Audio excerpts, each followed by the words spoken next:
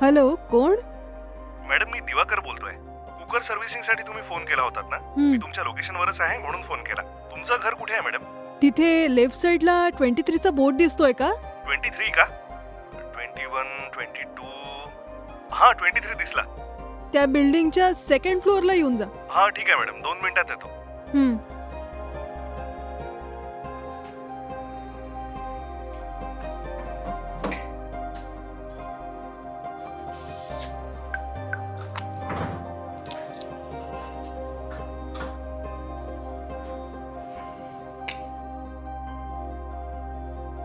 Madam, तुम्हीच दमयंती आहात ना? हो. माझं नाव दिवाकर आहे. हा, या ना, आत या. हं. थोडं थांबा, मी कुकर घेऊन येते. हा ठीक आहे मॅडम.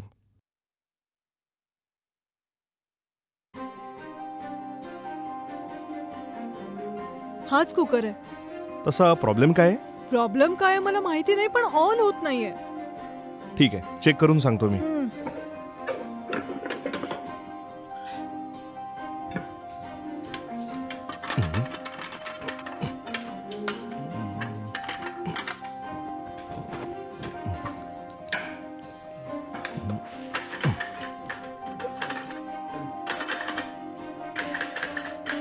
हं.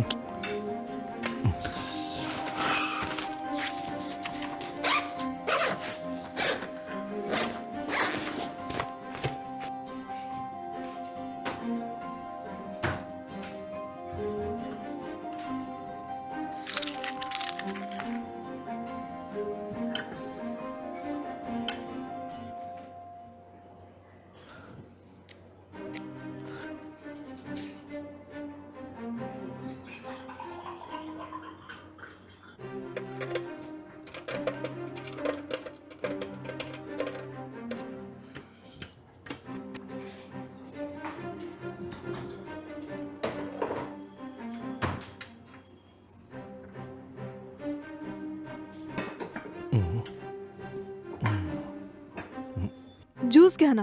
Thanks madam. हं.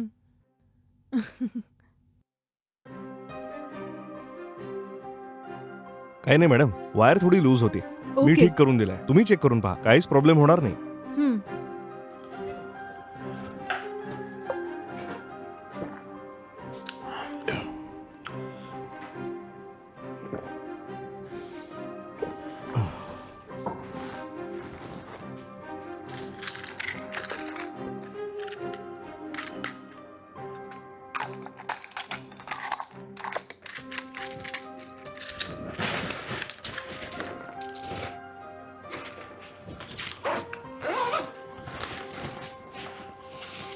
हा ठीक काम करतोय.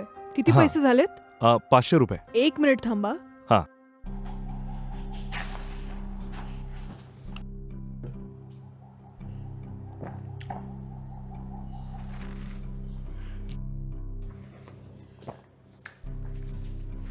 हा. हं. Thanks madam. हं. मॅडम, तुम्ही बनारसच्या आहात का? हो. आणि CSR स्कूलमधून शिकलात ना? हो, खरंय. अरे, मी तिथूनच शिकलोय. काय बोलतोयस? हो मॅडम, तुम्ही माझ्या सिनियर आहात. हे काय बोलतोय? जेव्हा तुम्ही 12वीत शिकत होतात तेव्हा तुमच्या क्लासमधून मी बरेचदा नोट्स वगैरे घेऊन जायचो मॅडम. मला वाटतं तुम्हाला आठवत नसेल. जरा विचार करून पहा ना. शाळेत मला सगळे दिवा दिवा म्हणायचे मॅडम. हं? एकदा PT टीचरची सायकल चोरली असं बोलून आपल्या शाळेचे सगळे स्टुडंट जे आहे ना, माझ्याच बद्दल बोलत होते. थंड डोक्याने विचार करून पहा ना. हां, हळूहळू आठवतंय मला. अरे दिवाकर, तू आहेस का? हो हो. तू खूप लहान असताना बघितलं होतं मी. त्यानंतर आत्ताच बघतेय मी. अच्छा, ठीक आहेस ना तू? हो, मी ठीक आहे. अच्छा, त्या PET टीचरच्या सायकलचं काय झालं? चोरणारा कोणी दुसराच होता, पण ती सायकल मीच चोरली असं समजून सगळे स्टुडंट्स माझ्यावरच संशय घेत होते.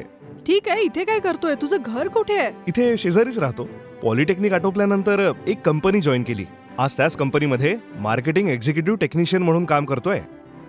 ओ, असं आहे का? इतक्या दिवसांनंतर तुम्हाला भेटेन असं वाटलंच नव्हतं.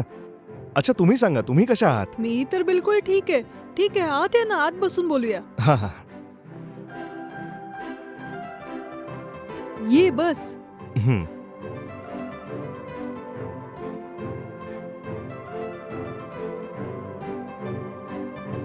तू इथे येऊन जेव्हा जुन्या गोष्टी आठवून दिल्या तर मला ते शाळेचे दिवस आठवले. अच्छा असं आहे तर हम्म. अ, अ, अ, अच्छा तुमचे पती कुठे आहेत? असं आहे की ते बघा मी बस सहज विचारला. सांगायचं नसेल तर राहू द्या ना. ठीक आहे, काही दुसरं बोलूया. असं काही नाहीये. अरे माझे हस्बंड गेले रे. काय सांगताय? तुम्हा दोघांचं शाळेपासूनच प्रेम होतं आणि त्यानंतर लग्न केलं. आमच्या गावातले सगळे लोक म्हणत होते तुमचं लव्ह मॅरेज आहे. तेव्हाच जाऊन मला कळलं. ते तर आहे, पण आमच्या लग्नाला 1 वर्ष पण नव्हतं झालं, पण त्यामध्येच त्यांचा ॲक्सिडेंटमध्ये मृत्यू झाला. ओहो, त्यानंतर काय झालं? माझे आई बाबा इथे आले आणि मला गावाला घेऊन गेले. काही दिवसानंतर कुठल्या दुसऱ्या मुलासोबत त्यांनी माझं लग्न लावून दिलं. पण त्यांचं पण लग्नाच्या 2 वर्षाच्या आत निधन झालं. अहो हे काय सांगताय? सध्या मी या घरात एकटीच राहते. हे माझ्या दुसऱ्या नवऱ्याचं घर आहे.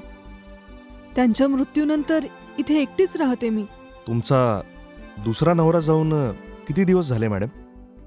पूर्ण 3 वर्ष झालेत. तर मग तुम्ही अजून एक लग्न करू शकला असतात ना?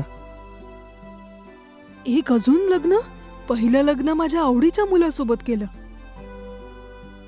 पण तो गेला. दुसरं लग्न माझ्या आईबाबांच्या आवडीच्या मुलासोबत झालंच होतं ना, पण ते पण मला एकटं सोडून चालले गेले. तुझ्यासारखंच इतर लोकही म्हणाले की दुसरं लग्न कर. माझ्याशी लग्न केल्यावर त्यांचा पण मृत्यू होईल, मला भीती वाटते याची. कदाचित माझ्या नशिबामुळेच माझ्यासोबत लग्न करणारे लोक मरतात आहे. नेहमीच माझ्या मनात असेच विचार सुरू असतात. काय करू मी? कदाचित तो ईश्वर, त्याला हेच हवं असेल, पूर्ण आयुष्य असं एकटीनेच घालवावं. नशिबात जे असेल ते मिटवू शकत नाही ना. अजून एकाशी लग्न केल्यावर जर तो पण मेला तर मी खरंच शांतपणे जगू शकेल का? म्हणूनच माझं सगळं उरलेलं आयुष्य हे असंच घालवणार आहे मी, याचा निर्णय घेतलाय. यातच माझं आणि माझ्या जवळच्यांचं भलं असेल असं मला वाटलं आणि मी दुसरं लग्न केलं नाही.